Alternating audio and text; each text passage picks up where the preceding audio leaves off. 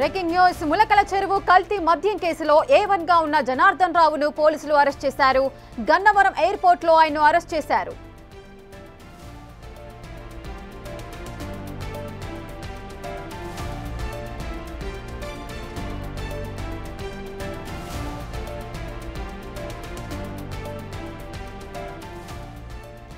ఇసిక ములకల చెరువు కల్తీ మద్యం కేసులో A1 గా ఉన్నారు జనార్దన్ రావు. ఇప్పటి వరకు కూడా ఆయన ఎక్కడా అంటూ కూడా పోలీసులంతా కూడా ఆరా తీస్తున్నారు. ఎట్టకేలకు గన్నవరం ఎయిర్పోర్ట్ లో ఆయన్ను అరెస్ట్ చేసినట్టుగా సమాచారం ఉంది. సో ప్రెజెంట్ మీరు విజువల్స్ లో చూడొచ్చు. అద్దెపల్లి జనార్దన్ A1 గా ఉన్నారు ములకల చెరువు కల్తీ మద్యం కేసులో. సో ఆయన్ను అరెస్ట్ చేయడానికి ఇన్ని రోజులుగా పోలీసులు అయితే ఆయన గురించి సెర్చ్ చేస్తున్నారు. ఇప్పుడు గన్నవరం ఎయిర్పోర్ట్ లో ఆయనను కనుగొన్నారు. వెంటనే వెళ్లి ఆయన్ను అరెస్ట్ చేశారు అని కూడా తెలుస్తోంది. అటు ములకల చెరువు కల్తీ మద్యం కేసులో A1 గా ఉన్న జనార్దన్ రావునైతే పోలీసులు అరెస్ట్ చేశారు. ఇక ఆయనను అరెస్ట్ చేసి అదుపులోకి తీసుకున్న తర్వాత విచారిస్తే మరిన్ని విషయాలు కూడా బయటకు వచ్చే అవకాశాలున్నాయి. అలాగే ఈ ములకల చెరువు కల్తీ మద్యం కేసులో ఇంకా ఎవరెవరి ప్రమేయం ఉంది, ఎన్ని హస్తాలున్నాయి అనే విషయాలు కూడా వెలికి తీసే అవకాశాలు కనిపిస్తున్నాయి.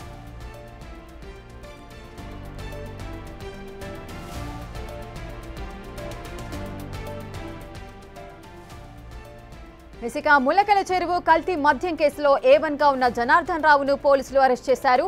గన్నవరం ఎయిర్పోర్ట్ లో ఆయన్ను అదుపులోకి తీసుకున్నారు. ఇక మద్యం కేసులో అంటే ఈ కల్తీ మద్యం కేసులో ఎవరైతే ఎంత పెద్దవారున్నా కూడా వదిలిపెట్టే ప్రసక్తి లేదు.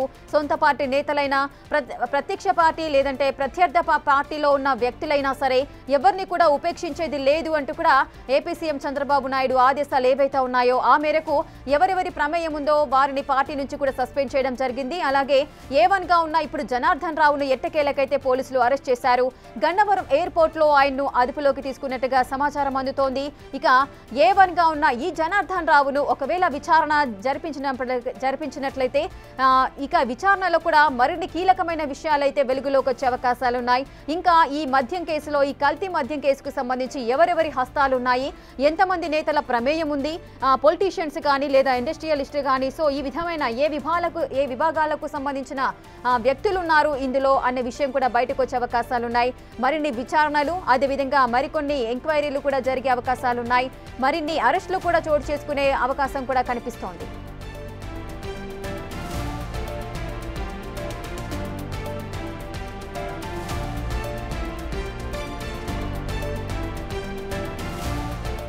ఇసిక ములకల చెరువు కల్తీ మద్యం కేసులో A1 గా ఉన్న జనార్దన్ రావును పోలీసులు అయితే అరెస్ట్ చేశారు. పూర్తి డీటెయిల్స్ మా ఎగ్జిక్యూటివ్ ఎడిటర్ అశోక్ అందిస్తారు. అశోక్, జనార్దన్ రావు A1 గా ఉన్నారు. ఇప్పుడు ఇన్ని రోజులుగా ఆయన ఎక్కడ అంటూ కూడా వెతికిన పోలీసులకు గన్నవరం ఎయిర్పోర్ట్ లో ఆయన్ను కనుగొని అరెస్ట్ చేయడం అయితే జరిగింది. ఎటువంటి విషయాలు వెలుగులోకి వచ్చే అవకాశాలు ఉన్నాయి? ఈ కేసులో జనార్దన్ రావు పాత్ర ఏ విధంగా ఉంది? నకిలీ లిక్కర్ కేసు ఏపీ మొత్తాన్ని కూడా కుదిపేస్తుంది.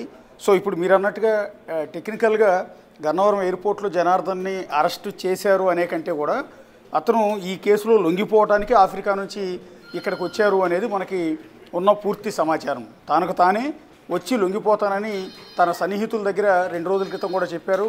సో అన్ని పత్రికల్లో కూడా వచ్చింది. ఈ కోణంలోనే కేసులో సివియారిటీ మరింత పెరిగిపోవటం, ఆల్రెడీ ఈ కేసులో అతను A1 గా ఉండటం, A2 గా ఉన్న అతని తమ్ముడు జగన్మోహన్ రావుని ఇప్పటికే పోలీసులు అరెస్ట్ చేయటం, సో రాష్ట్రం మొత్తం కూడా ఇది ఒక సంచలనాత్మకమైన వ్యవహారం కావటం, జనార్దన్కి సంబంధించిన నకిలీ లిక్కర్ డెన్స్ ఏవైతే ఉన్నాయో అటు సోరంపల్లి కావచ్చు, ఇటు ఇబ్రహీంపట్నం కావచ్చు, అన్ని చోట్ల కూడా ఈ పోలీసులు రైడ్ చేయటం, పెద్ద ఎత్తున నకిలీ లిక్కర్ని స్వాధీనం చేసుకోవటం, ఇవన్నీ పరిణామాలు జరిగిన నేపథ్యంలో అన్ని పత్రికల్లో బ్యానర్ ఐటమ్ కింద జనార్దన్ పేరు, అలాగే జయచంద్రారెడ్డి పేరు ప్రముఖంగా వినిపిస్తోంది.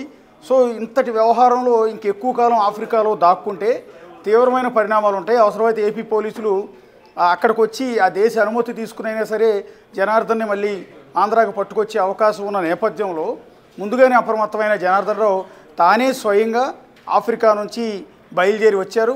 మొదట బెంగళూరు వస్తారనుకున్నారు, తర్వాత గన్నవరం ఎయిర్పోర్ట్కి నేరుగా వచ్చినట్టుగా తెలుస్తుంది. బహుశా ఆఫ్రికా నుంచి ఆయన అనుకున్న ఉగాండా నుంచో లేకపోతే సూడాన్ నుంచో అక్కడి నుంచి నేరుగా విజయవాడకు వచ్చే అవకాశం లేదు. బహుశా బెంగళూరుకి లేదా హైదరాబాద్కి రావాల్సి ఉంటుంది. సో మనకున్న సమాచారం ప్రకారం పోలీసులు బెంగళూరుకి వెళ్ళారు, హైదరాబాద్ ఎయిర్పోర్ట్కి వచ్చారు ఆంధ్ర పోలీసులు.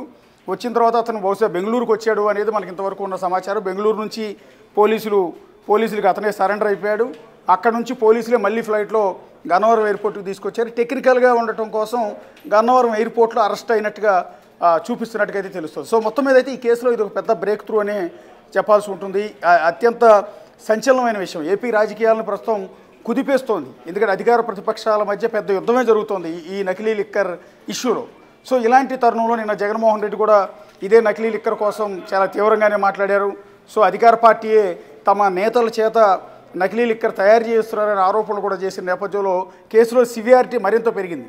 నిన్న కూడా చంద్రబాబు నాయుడు అధికారులందరితో కూడా రివ్యూ చేశారు. అదే క్రమంలో ఆయన మాట్లాడారు కూడా. మాట్లాడిన సందర్భంలో కూడా అన్నది ఏంటంటే నకిలీ లిక్కర్ రాష్ట్రం అంతా కూడా ఏదో తయారు చేసినట్టు, పంపిణీ చేసినట్టు, అసలు ఆంధ్రప్రదేశ్లో ఉన్న వైన్ షాపులు మొత్తం కూడా నకిలీ లిక్కరే సప్లై చేస్తున్నారు, తాగితే చచ్చిపోతారు అన్నట్టుగా బయట ప్రచారం చేస్తున్నారు. ఈ దుష్ప్రచారాలను తిప్పికొట్టండి, అలాగే లిక్కర్ తాగి చనిపోయారంటూ పత్రికల్లో ఛానల్స్లో వస్తున్న వార్తా కథనాలన్నింటి మీద కూడా ఎంక్వైరీ చేయించండి అంటూ చంద్రబాబు నాయుడు కూడా ఆదేశాలు జారీ చేశారు. ఎందుకంటే పొలిటికల్ కాంట్రవర్సీ ఇష్యూ అయిపోయింది. వైఎస్ఆర్ కాంగ్రెస్ పార్టీకి ఇది ఒక ప్రధాన అస్త్రం అయిపోయింది.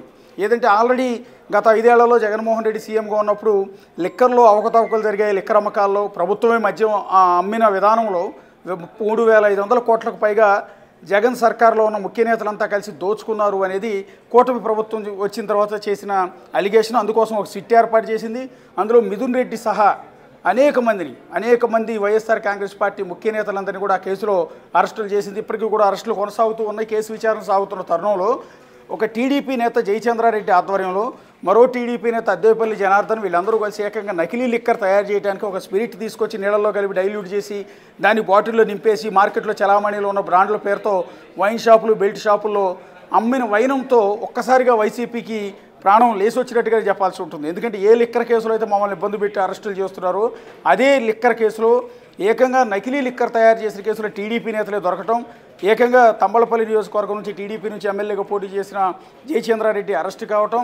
సో ఇక్కడ వైఎస్ఆర్ కాంగ్రెస్ పార్టీకి ప్రధానమైన అస్త్రం దొరికింది. అందుకనే ప్రతిరోజు కూడా విమర్శలు చేస్తున్నది అధికార పార్టీ మీద. ఒక విధంగా చెప్పాలని అధికార పార్టీ ఉక్కిరి బిక్కిరి అవుతున్న పరిస్థితి. అంటే ఈ నకిలీ లిక్కర్ కేసులో తయారు చేసింది సొంత పార్టీ నేతలు కావడంతో ఏం సమాధానం చెప్పాలో కూడా అర్థం కాని పరిస్థితుల్లో జయచంద్రారెడ్డి వైఎస్ఆర్ కాంగ్రెస్ పార్టీ నేత అని, లేకపోతే పెద్దిరెడ్డి అనుచరుడని, లేకపోతే ఇతను ఏమనుగా ఉన్నాడంటూ నిన్న ఒక తప్పు ట్వీట్ కూడా వేయాల్సిన పరిస్థితి ఏర్పడింది. ఒక గందరగోళమైన పరిస్థితి అక్కడ ఏర్పడింది. కొద్దిసేపటి క్రితం నారా లోకేష్ కూడా బహుశా చిట్చాట్లో అనుకుంటాను ఇదే కామెంట్ చేశారు. బెల్ట్ షాపుల వల్ల ఇలాంటి నకిలీ మద్యం అమ్మకాలు ఎక్కువగా జరుగుతున్నాయి, బెల్ట్ షాపులను కంట్రోల్ చేయాలి, తగ్గించాలి, నియంత్రించాలంటూ ఆయన కూడా కొన్ని సూచనలు చేసినట్టు తెలుస్తుంది. పార్టీ ఇంటర్నల్గా కూడా చాలా పెద్ద ఎత్తున దీని గురించి చర్చ జరుగుతోంది.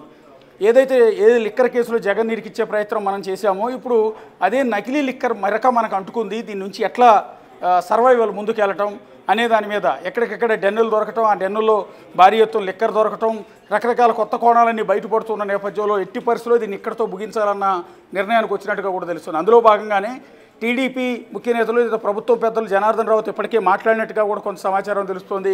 ఈ కేసులో కనుక జనార్దన్ అప్రూవర్గా మారితే ఏవన్గా ఉన్నాడు ఈ కేసులో, ఎప్పటి నుంచి లిక్కర్ తయారు చేస్తున్నారు, ఇది కేవలం కూటమి ప్రభుత్వం వచ్చిన తర్వాతే ఈ నకిలీ డెన్లు అంటే సూరంపల్లిలో కావచ్చు, ఇబ్రహీంపట్నం కావచ్చు, మొలకల చెరువు కావచ్చు, ఇంకో చోట కావచ్చు ఎక్కడైనా సరే ఇవన్నీ కూడా కేవలం కూటమి ప్రభుత్వంతో వచ్చిన తర్వాత ఏర్పాటు చేశారా, లేక బిఫోర్ అంటే జగన్ సర్కార్ జగన్మోహన్ రెడ్డి సీఎంగా ఉన్నప్పటి నుంచి కూడా నడుస్తూ ఉన్నాయా ఏంటనేది తేల్చే పనిలో పోలీసు అధికారులు కూడా ఉన్నారు. ఈ క్రమంలోనే ఇప్పుడు ఇందులో కీలక సూత్రధారి పాత్రధారి అయిన అద్దేపల్లి జనార్దన్ కనుక అప్రూవర్గా మారుతాడు అన్న ప్రచారం అయితే విపరీతంగా జరుగుతుంది. ఎందుకంటే తన కుటుంబాన్ని కాపాడుకోవడానికి కేసులో ఒకవేళ అప్రూవర్గా మారితే కేసులో అతని మీద ఉన్న పాత్ర మీద సివియారిటీ కొంత తగ్గుతుంది, బెయిల్ ఈజీగా వచ్చే అవకాశం ఉంటుంది. కాబట్టి అప్రూవర్గా మారి అసలు నిజాలన్నీ కూడా బయట పెట్టేసే అవకాశం ఉందన్న ప్రచారం కూడా జరుగుతోంది. ఇందులో అతని స్వార్థం ఉంది.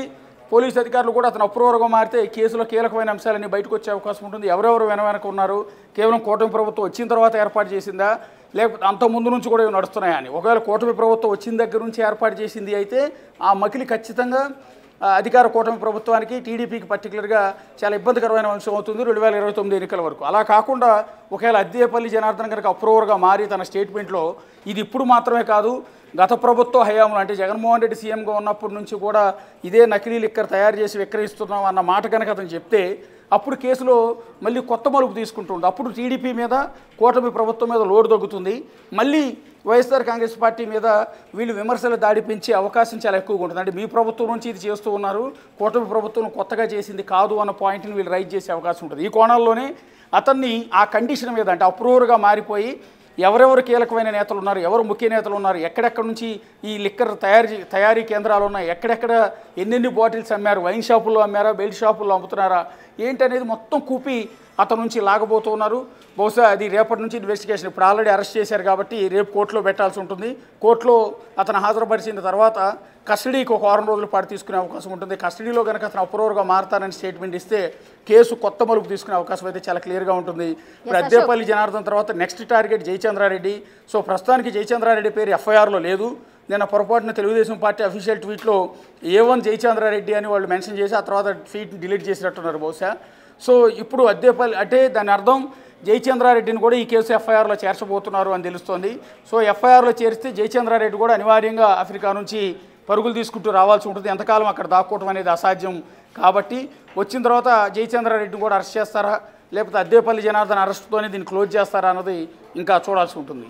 ఎస్ అశోక్, మరి ఇన్నాళ్ళు కూడా లొంగిపోకుండా ఉన్న జనార్దన్ రావు ఇప్పుడు ఉన్నట్లుండిగా సడన్ గా లొంగిపోవడానికి గల కారణాలు ఏమై ఉండొచ్చు? అంటే ఈ కేసును సీఎం చాలా సీరియస్ గా తీసుకున్నారు కాబట్టి ఇంకా వేరే ఆప్షన్ లేదు అని చెప్పేసి లొంగిపోవడం జరిగిందా? అదేవిధంగా పార్టీ నేతల ఒత్తిడితో ఆయన లొంగిపోవడం జరిగిందా? సో దీనికి సంబంధించిన ఎక్స్ప్లెనేషన్. ఎస్ అన్నీ జరిగాయి. అందులో అన్నిటికంటే ముఖ్యం ఏంటంటే అద్దేపల్లి జనార్దన్కి సంబంధించి రోజు టీవీ ఛానల్స్లో కావచ్చు, పత్రికల్లో కావచ్చు రకరకాల కథనాలు వస్తున్నాయి. ఇది కేవలం ఎక్కడితో ముగియలేదు, ఇంకా రాష్ట్రం అంతా కూడా నకిలీ లిక్కర్ అమ్మారు అనేది ఒకటి. రెండోది రాష్ట్రంతో పాటు పక్క రాష్ట్రాలు కూడా నకిలీ లిక్కర్ సప్లై చేశారు అనేది ఒకటి. ఇంకోటి అద్దేపల్లి జనార్దన్, జయచంద్రారెడ్డి వీళ్ళందరూ కలిసి ఆఫ్రికన్ కంట్రీస్లో ఉగాండా కావచ్చు, సూడాన్ కావచ్చు ఇలాంటి కంట్రీస్లో కూడా నకిలీ లిక్కర్ తయారు చేసి అక్కడ అమ్మి అక్కడ జనాల ప్రాణాలు తీశారు అనేది రకరకాల అంశాలు సోషల్ మీడియాలో కావచ్చు, పత్రికల్లో కావచ్చు వస్తూ ఉన్నాయి. ఈ నేపథ్యంలో ఒకవేళ ఆఫ్రికాని అక్కడున్న గవర్నమెంట్లు కూడా సూడాన్ ప్రభుత్వం, ఉగాండా ప్రభుత్వం సీరియస్గా తీసుకుంటే వీళ్ళు అక్కడ నుంచి వీళ్ళని అసలు ఆఫ్రికా ఖండం దాటి ఇండియాకి రానిచ్చే అవకాశం కూడా ఉండదు. వాళ్ళు ఇమీడియట్గా శిక్ష అమలు చేసే అవకాశం ఉంటుంది. ఇలాంటి కేసుల్లో చాలా సివియారిటీ ఉంటుంది. ఇక్కడలాగా లాబింగ్ చేసి ప్రెషర్ తెచ్చి బెయిల్ తెచ్చుకోవడం, తప్పించుకునే ప్రయత్నం చేయడం అక్కడ కుదరదు. కాబట్టి ఆ భయంతో కూడా ఆఫ్రికా వదిలిపెట్టి జనార్దన్ ఇండియాకు పారిపోయి వచ్చాడు అనేది మనం అనుకోవచ్చు. ఇక జయచంద్రారెడ్డి ప్రస్తుతం ఆఫ్రికాలో ఉన్నాడు.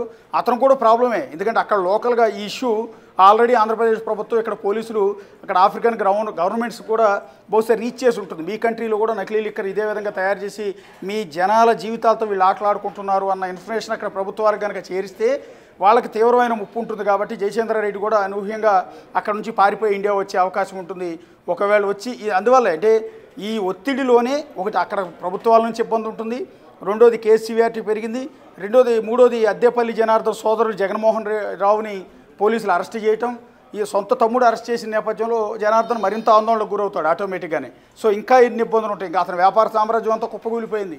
సో ఈ సందర్భంలో ఇక అనివార్యంగా వచ్చి లొంగిపోవటం తప్ప వేరే మార్గం అనేది లేదు. రెండోది అప్రూవర్గా మారాలన్న ఆలోచనలో కూడా జనార్దన్, ఇందాక నేను చెప్పాను అప్రూవర్గా మారితే అతనికి ఉంటే ప్లస్ పాయింట్స్ ఏంటి అని, ఈ కారణాలతోనే అతను హుటాహుటిన అక్కడ నుంచి పరుగులు తీసుకుంటూ ముందస్తుగానే సమాచారం ఇచ్చి, బహుశా పోలీసులకు ముందస్తుగానే నేను వచ్చేస్తున్నాను, నన్ను కావాలంటే నేను వాళ్ళ పలానా టైంకి అక్కడ రీచ్ అవుతానని సమాచారం ఇచ్చే అతను సరెండర్ అయినట్టుగా తెలుస్తోంది. అశోక్, అంటే ఎప్పుడు వెళ్లారు సౌత్ ఆఫ్రికా జనార్దన్ రావు? అదేవిధంగా జయచంద్రారెడ్డి కూడా వెళ్ళినట్టుగా సమాచారం అయితే అందుతోంది. సో ఆయన కూడా లొంగిపోయే అవకాశాలు ఎంత మేరకు ఉన్నాయి? ఎస్ ఖచ్చితంగా. ఇప్పుడు వీళ్ళు ఎప్పుడు వెళ్ళారు అనేది మనం క్లారిటీగా చెప్పలేం, కానీ వీళ్ళ మెయిన్ బిజినెస్ అంతా ఆఫ్రికన్ కంట్రీలో జరిగేది. అటు సూడాన్ కావచ్చు, ఉగాండా కావచ్చు, ఇలాంటి కొన్ని కంట్రీస్లో, ఆఫ్రికన్ కంట్రీస్లో వీళ్ళ బిజినెస్ జరుగుతుంది. అక్కడ నకిలీ లిక్కర్ తయారు చేయడం అంటే స్పిరిట్ని డైల్యూట్ చేసి బాటిల్లో పోసేసి ఏదో బ్రాండ్ లేబుల్ అంటించి అక్కడ అమ్మేయటం అనే వ్యాపారం కొన్ని సంవత్సరాలుగా వీళ్ళంతా కూడా చేస్తూ ఉన్నారు. అడిషనల్గా ఆంధ్రప్రదేశ్లో కూడా దీన్ని మొదలుపెట్టారు. సో ఈ క్రమంలో వీళ్ళ సగం రోజులు అక్కడ ఉంటే, నెలలో 15 రోజులు అక్కడ ఉంటే 15 రోజులు ఇక్కడ ఉంటారు. ఆటోమేటిక్గా అక్కడ బిజినెస్ వ్యవహారాలు ఎక్కువ బిజినెస్ జరుగుతున్నది అక్కడ ఆంధ్రాలో ఉన్న బిజినెస్తో పోలిస్తే ఆఫ్రికన్ కంట్రీస్లో జరుగుతున్న బిజినెస్సే చాలా ఎక్కువ. కాబట్టి మ్యాక్సిమం రోజులన్నీ కూడా వీళ్ళిద్దరూ ఆఫ్రికాలోనే ఉంటారు. సో ఇప్పుడు అనూహ్యంగా ఈ కేసు బయటపడిన తర్వాత వాళ్ళు వెళ్ళలేదు, ఆల్రెడీ అక్కడ ఉండగానే ఇక్కడ కేసు అనేది బయటపడింది. సో ఈ కారణాలతోనే ఇప్పుడు జనార్దన్ లొంగిపోతున్నాడు, రేపొద్దున జయచంద్రారెడ్డి కూడా లొంగిపోయే అవకాశం ఉంటుంది. అశోక్, అలాగే ప్రతిపక్ష పార్టీలు కూడా అమిత్ షాకు లేఖ రాసిన సందర్భాలు కూడా ఉన్నాయి. అటు మిథున్ రెడ్డి కూడా ఒక లేఖనైతే రాశారు. ఇది పక్క రాష్ట్రాలకు కూడా విస్తరించి ఉంది, కేవలం ఏపీలోనే కాదు అంటున్నారు. ఏంటి ఆ లేఖ సారాంశం ఏంటి? ఎస్ ఖచ్చితంగా మ్యాక్సిమం అయ్యి ఉండొచ్చు, ఎందుకంటే వ్యాపార సామ్రాజ్యం అనేది ఇప్పుడు వైన్ షాపుల యజమానులు కూడా చాలా ఎక్కువ మార్జిన్ వస్తుంది అంటే వీళ్ళ దగ్గరే కొనడానికి ఇష్టపడతారు. బహుశా ఆ తెలంగాణ వరకు కూడా విస్తరించిందేమో తెలియదు నిజానికి. ఎందుకంటే పక్క సరిహద్దు రాష్ట్రం, ఆ పక్క ఛత్తీస్గఢ్ సరిహద్దు రాష్ట్రం, ఆ పక్క ఒరిస్సా సరిహద్దు రాష్ట్రం, ఆ పక్క తమిళనాడు సరిహద్దు రాష్ట్రం. సో ఎన్ని రాష్ట్రాలకైనా ఈజీగా సప్లై చేసేయచ్చు. ఇప్పుడు చిత్తూరు జిల్లా మొలకల చెరువులో ఉన్న వాళ్ళ డెన్ నుంచి తమిళనాడుకి సప్లై చేయడం చాలా తేలిక, పక్కనే కాబట్టి ఈజీగా అక్కడ నుంచి ఆ లిక్కర్ని ట్రాన్స్పోర్టేషన్ కూడా చేసేయచ్చు. అట్లాగే ఇటు విజయవాడ ఇబ్రహీంపట్నంలో ఉన్న డెన్ నుంచి తెలంగాణకి సప్లై చేయడం చాలా తేలిక. సో వీటన్నిటి నేపథ్యంలోనే ఎంక్వైరీ చేయించాలని జనార్దన్ రెడ్డి ఏం మాట్లాడారో ఒకసారి విందాం. గౌరవ పత్రికా విలేకరులకు, మీడియా వారికి, ఎక్సైజ్ పోలీసు వారికి నా యొక్క నమస్కారాలు. నా పేరు జనార్దన్ రావు. ఆంధ్రప్రదేశ్లో ములకల చెరువు ఇబ్రహీంపట్నంలో జరుగుతున్నటువంటి నకిలీ మద్యానికి సంబంధించిన విషయాలను సోషల్ మీడియా ద్వారా నేను తెలుసుకుంటున్నాను. ఈ వ్యవహారంలో నా పేరు మొదటి ముద్దాయిగా జనార్దన్ రావు అని చూపించుకున్నారు. ములకల చెరువు కేసులో వాస్తవం ఈ కల్తీ మద్యం గురించి తంబళ్లపల్లిలో ఉన్నటువంటి తెలుగుదేశం నాయకులకు కానీ ఏ ఇతరులకు కానీ సంబంధం లేదు. ఊరికే ఇతరులు ఇబ్బంది పెట్టాలని కొన్ని రాజకీయంగా లేనిపోయిన చేస్తున్నారు. ఇతరులు ఎవరో లబ్ధి పొందే ఉద్దేశంతో ఇవన్నీ జరుగుతున్నాయి. దయచేసి నా అనారోగ్య సమస్యలతో నేను విదేశాల్లో ఉన్నాను. ఆరోగ్య సమస్యలను చూపించుకొని ఇండియాకు వస్తూనే ఇందులో జరుగుతున్నటువంటి కుట్రలన్నింటినీ నేను పోలీసు వారికి సహకరిస్తూ, ఎక్సైజ్ వారికి సహకరిస్తూ, ప్రభుత్వ వారికి సహకరించి జరుగుతున్నటువంటి పరిణామాలు, విషయాలన్నీ మీకు తెలపగలనని ప్రతి ఒక్కరికి పత్రికాముఖంగా నమస్కరిస్తూ వినియోగించుకుంటున్నాను.